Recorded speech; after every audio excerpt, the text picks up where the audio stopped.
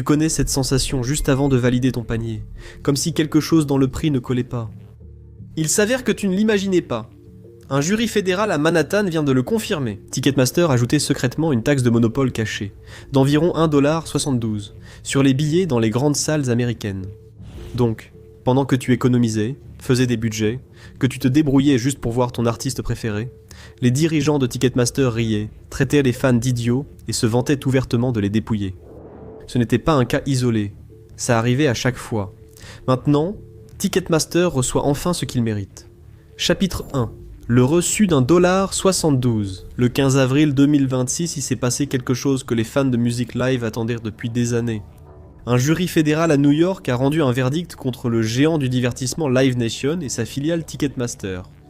Ils ont été reconnus responsables d'exploiter un monopole illégal sur l'industrie des événements en direct et la billetterie, violant les lois antitrust fédérales et étatiques. Ticketmaster surfacturait et, en fait, volait les fans depuis des années. 1,72 $ par billet. Ça ne paraît pas beaucoup, on ne peut même pas acheter un café avec ça. Mais il ne s'agit pas d'un prélèvement individuel. Il s'agit de ce petit frais appliqué encore et encore. C'était un énorme pactole de pur profit de monopole, et cela sortait directement des comptes bancaires des fans. C'était une arnaque, qui durait depuis des années. Live Nation et Ticketmaster ont gagné des millions de dollars grâce à cette tactique sournoise. Cet argent allait sur leur compte bancaire, pas à celui des artistes, équipes techniques, gestion, agents ou salles qui les accueillent. C'est pourquoi la décision du jury est si importante. Parce que ce n'était pas une défaite juridique pour Live Nation et Ticketmaster, c'était la révélation d'un crime financier de longue date qui se cachait à la vue de tous depuis tout ce temps. Pendant des années, les fans ont été pris pour des idiots. On leur a menti, attribuant la hausse des prix des billets à de vagues forces du marché ou à des changements économiques. On les a trompés, en leur faisant croire que la hausse des coûts de production ou que des artistes avides d'argent était la raison pour laquelle ils devaient dépenser plus pour des billets de concert. Ce verdict fait s'effondrer les bases de ce tissu de mensonges. Après avoir examiné des milliers de documents financiers, de registres et de communications internes, le jury n'avait aucun doute. Il ne s'agissait ni d'inflation, ni des exigences des artistes. Tout tournait autour de Ticketmaster et Live Nation qui exploitèrent les fans par tous les moyens possibles. Les preuves ont démontré que cette somme d'1,72 $ n'était liée à aucun coût de service réel, ni à aucune innovation. Ticketmaster et Live Nation n'offraient rien en échange de cet argent. C'était une surfacturation imposée par une entreprise qui savait qu'elle avait un contrôle total. Si tu voulais voir un grand artiste dans une grande salle, il n'y avait pas moyen d'y échapper. Tu devais payer, mais s'ils peuvent y soutirer 1,72 $ sur chaque billet, et que personne ne les arrête, qu'est-ce qu'ils cachent d'autre dans leurs calculs? Chapitre 2. La spirale infernale. La raison pour laquelle Ticketmaster a pu imposer ce frais caché et le rendre impossible à éviter pour les fans tient à quelque chose qu'on appelle la spirale.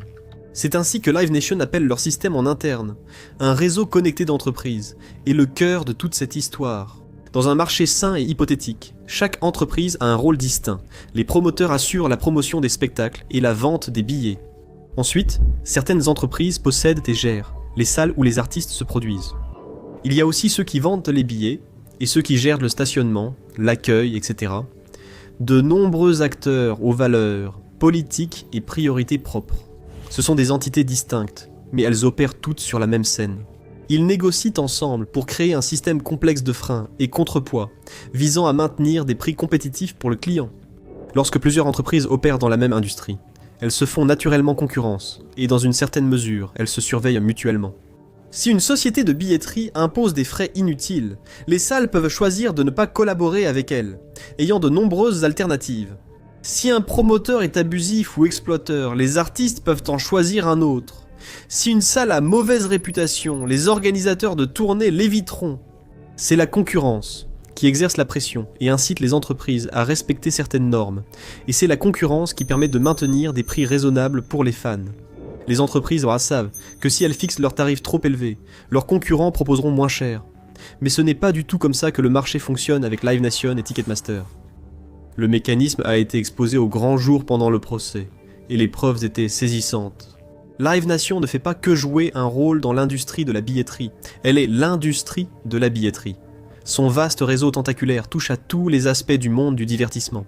Elle gère les artistes, elle fait la promotion des tournées, elle détient des accords exclusifs à long terme avec les plus grandes salles, et bien sûr, via Ticketmaster, elle vend les billets. Live Nation contrôle 86% de la billetterie primaire dans les principales salles à travers les États-Unis. C'est un monopole. L'influence de Live Nation va au-delà de la billetterie. Elle détient aussi 70% du marché de la promotion des grandes tournées et une large part des autres sous-marchés de la billetterie et de l'événementiel. Lorsqu'une seule entreprise contrôle l'offre, l'infrastructure et le point de vente, l'idée de concurrence et d'équité commence à ressembler à de la fiction. Comment une entreprise pourrait-elle rivaliser avec eux ? Les procureurs ont affirmé qu'une nouvelle entreprise ne pouvait pas simplement créer une meilleure application ou réduire les frais. Elle devrait littéralement construire ses propres salles et signer ses propres artistes, rien que pour espérer rivaliser avec Live. Si vous pensez que The Infographics Show utilise une machine secrète pour produire des vidéos en continu, sachez qu'il s'agit surtout de beaucoup de travail. Chaque scène et chaque graphique doit venir de quelque part, et créer tout cela à partir de zéro peut prendre des heures. C'est exactement pourquoi les outils qui accélèrent le processus sont importants. Et cela nous amène à Storyblocks. Storyblocks est une bibliothèque créative tout en un, remplie de séquences vidéo, d'animations graphiques, de modèles et d'incrustations. Donc, au lieu de créer chaque graphique à partir de zéro comme un maniaque privé de sommeil, vous pouvez prendre des éléments déjà soignés, les personnaliser et continuer d'avancer. Leur voix off IA, propulsée par Eleven Labs, peut générer une narration au son naturel. Si vous avez besoin d'une voix rapidement et que je ne suis pas disponible, l'humanité a prévu un plan de secours. Pour des visuels personnalisés, leurs outils de montage vidéo IA, alimentés par Runway, permettent de générer et d'ajuster des éléments rapidement tout en gardant le contrôle. De plus, vous accédez à des milliers de modèles dans des programmes populaires comme Premiere et After Effects, où la plupart des créateurs montent et ajoutent leurs effets visuels. Storyblocks vous donne accès à une immense bibliothèque de ressources, et avec un seul abonnement, vous pouvez télécharger un contenu illimité. C'est une option incroyablement économique. Donc, si vous voulez commencer à créer de meilleures vidéos vous-même, rendez-vous sur le lien dans la description ou scannez le code QR à l'écran.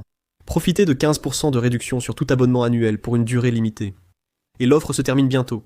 Alors vous devriez agir rapidement. Commencez à créer de meilleures histoires. Maintenant, revenons à l'épisode. Voilà la puissance de cet engrenage à l'œuvre. Chaque rouage renforce le suivant. En possédant les salles, Live Nation assurait la promotion et devenait la source principale pour la billetterie. Et en gérant la grande majorité des ventes de billets, elle a pu maintenir son contrôle sur les salles. La boucle est bouclée. L'entreprise pouvait signer un nouvel artiste avec un contrat de management, puis utiliser sa branche promotion pour organiser des concerts pour cet artiste dans des salles appartenant à Live Nation à travers les États-Unis. Ces salles pouvaient alors être obligées d'utiliser Ticketmaster comme unique plateforme de billetterie, et la taxe de monopole d'1,72$ pouvait être facilement imposée. Rien de tout cela n'était un accident ou un simple produit des conditions du marché. C'était un système utilisé comme une arme pour piéger les consommateurs. Les dirigeants savaient parfaitement ce qu'ils faisaient, et cela devenait personnel. Chapitre 3. Les fuites. Slack. En mars 2026, des documents judiciaires ont révélé des échanges confidentiels sur Slack entre les dirigeants de la billetterie de Live Nation. Parmi eux se trouvaient des messages de Ben Baker, le responsable de la billetterie pour les salles de Live Nation. Il révélait la triste vérité sur les hauts dirigeants de l'entreprise et la façon dont ils considéraient leurs clients. Dans un message, Ben Baker a dit « Ces gens sont tellement stupides que j'en viens presque à me sentir mal de profiter d'eux. » Il a également admis, je cite, « Les volets sans vergogne, bébé. » Et il prenait plaisir à imposer des frais exorbitants pour les services les plus basiques. Je cite, « Je fais payer $50 pour se garer sur l'herbe MDR. » Baker a dit lors d'un échange avec un autre employé de Live Nation, Jeff Weinhold, ajoutant « Je fais payer $60 pour se garer plus près sur l'herbe. » Baker et les employés de la billetterie se demandaient jusqu'où ils pouvaient augmenter les prix des différentes catégories de stationnement, tout en gardant des clients prêts à payer. Il a plaisanté sur le fait que le parking pour véhicules hors gabarit était disponible pour $100, tandis que Jeff Weinhold a ensuite fixé des tarifs de $250 pour le stationnement VIP lors d'un autre événement. Pour se défendre au tribunal, Baker a soutenu qu'il n'y avait aucune excuse pour ses propos, qu'il a qualifié de langage très regrettable et immature. Mais il a soutenu qu'il exprimait simplement sa surprise face à la somme que les gens étaient prêts à payer pour des services dont ils n'avaient pas forcément besoin. Ce n'était pas seulement le langage des messages qui a choqué, mais aussi la culture sous-jacente. Les fuites ont révélé au monde ce que Baker et ses collègues pensèrent des amateurs de musique et des participants. Leur message ne visant pas à offrir des services de qualité, des prix justes ou de meilleures expériences pour les fans. Ils ne parlaient pas d'améliorer leur marque, mais uniquement de gagner de l'argent. Il s'agissait d'exploitation suivie de moquerie. Chaque entreprise existe pour faire du profit, mais les méthodes décrites au sein de Live Nation étaient tout à fait différentes. Détenant un monopole sur le marché, Live Nation n'avait aucune raison de se limiter. Au contraire, elle a adopté ce que les critiques décrivaient comme des pratiques abusives sur les frais annexes, augmentant le prix de tout autour du billet, pas uniquement les billets, et le transport. Les fans étaient confrontés à une liste croissante de frais supplémentaires, des formules de stationnement haut de gamme, des surclassements VIP, des options additionnelles, des forfaits bonus, des extras facultatifs. Ça ne s'arrêtait jamais. La liste ne cessait de s'allonger, tout comme les prix. Ces dirigeants n'étaient pas seulement avides, ils considéraient leurs clients avec un profond mépris et pensaient pouvoir s'en tirer ainsi. Finalement, leur arrogance a attiré l'attention d'un groupe impossible à acheter. Chapitre 4. L'accord transactionnel pour acheter le silence. L'arrogance des dirigeants de Live Nation persistait depuis des années, car ils restaient toujours impunis pour leurs crimes. Année après année, ils continuaient à soutirer toujours plus d'argent à leurs clients. La machine Ticketmaster avançait sans relâche, et les spectateurs n'avaient pas d'autre choix que de monter à bord. En mai 2024, tout s'est effondré. Le ministère de la Justice des États-Unis et 30 procureurs généraux ont intenté une action pour violation des lois antitrust.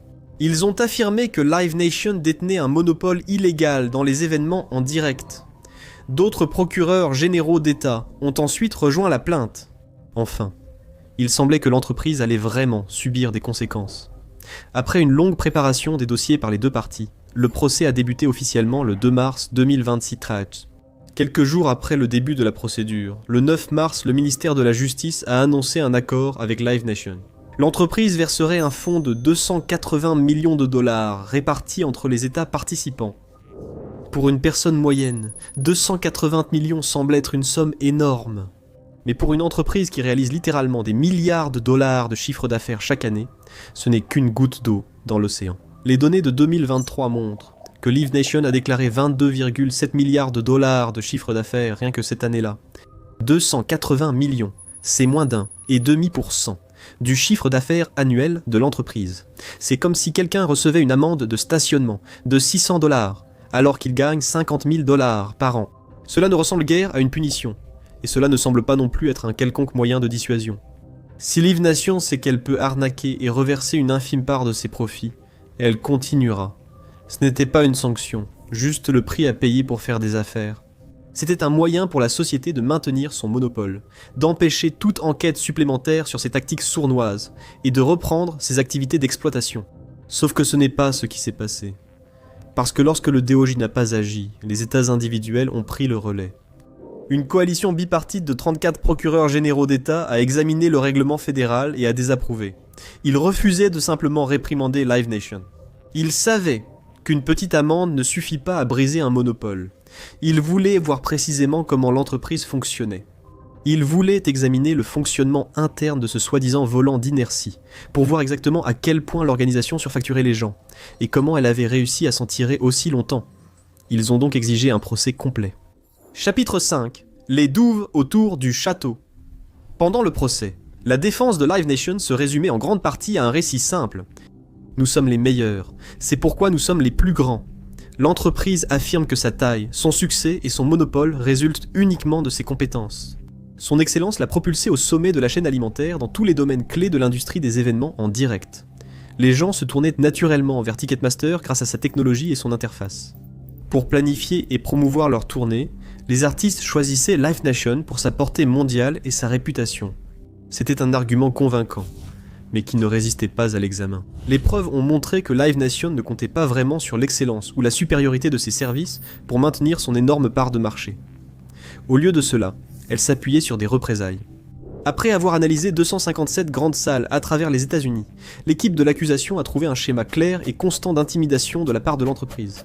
Si une salle envisageait de transférer son contrat de billetterie à l'un des concurrents de Ticketmaster, comme AEG ou SeatGeek, Live Nation les menaçait effectivement.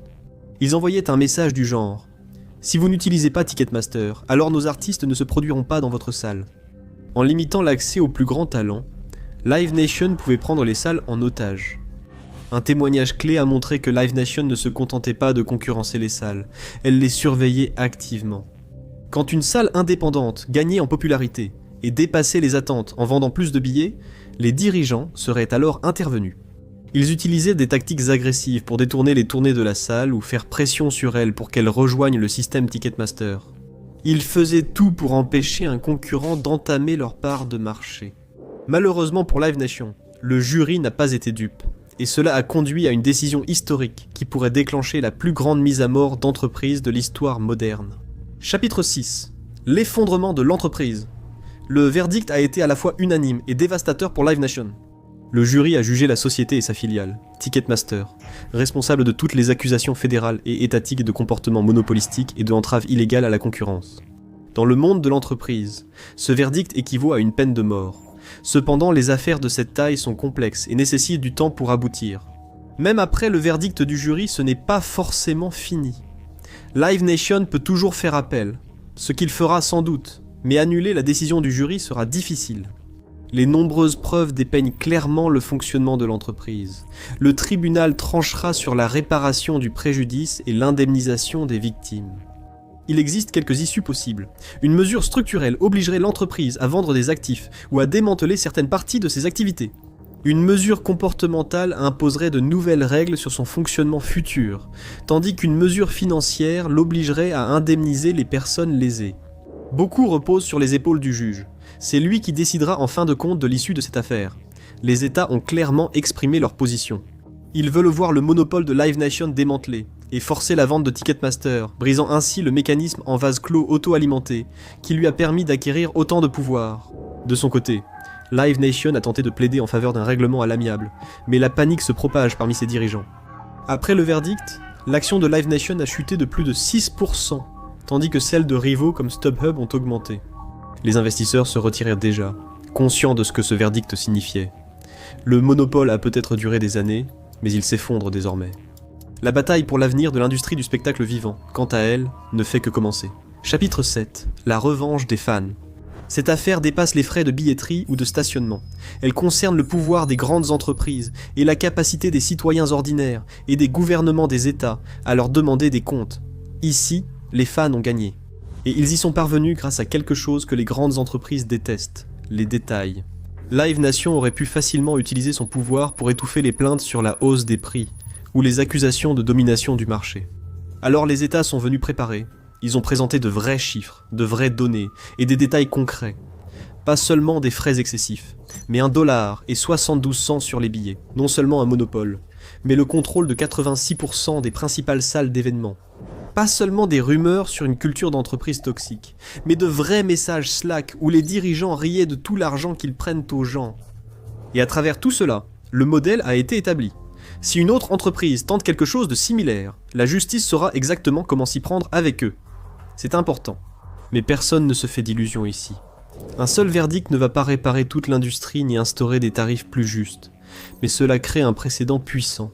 Cela donne aux tribunaux et futurs plaignants le soutien nécessaire pour demander des comptes à ces entreprises. Le monopole de Live Nation a été révélé. Ce n'est plus seulement une crainte que les gens ressentent lorsqu'ils achètent des billets et ont l'impression de payer trop cher. C'est réel. Quant à l'avenir, tout dépendra de ce qui se passera ensuite. Le marché n'était pas assez fort pour discipliner le monopole de Live Nation, mais le tribunal a le pouvoir de le démanteler complètement. La seule question qui reste est de savoir s'il choisira de le faire ou non. Si c'est le cas, plus rien ne sera comme avant. Ce ne sera peut-être pas parfait, mais ce sera plus équitable. Si une entreprise comme Live Nation peut devenir aussi puissante sous les yeux de tous, alors que se passe-t-il d'autre en coulisses ? Découvrez-le dans Les familles riches secrètes qui contrôlent l'économie, pour voir le type de pouvoir qui façonne notre monde, ou regardez plutôt cette vidéo.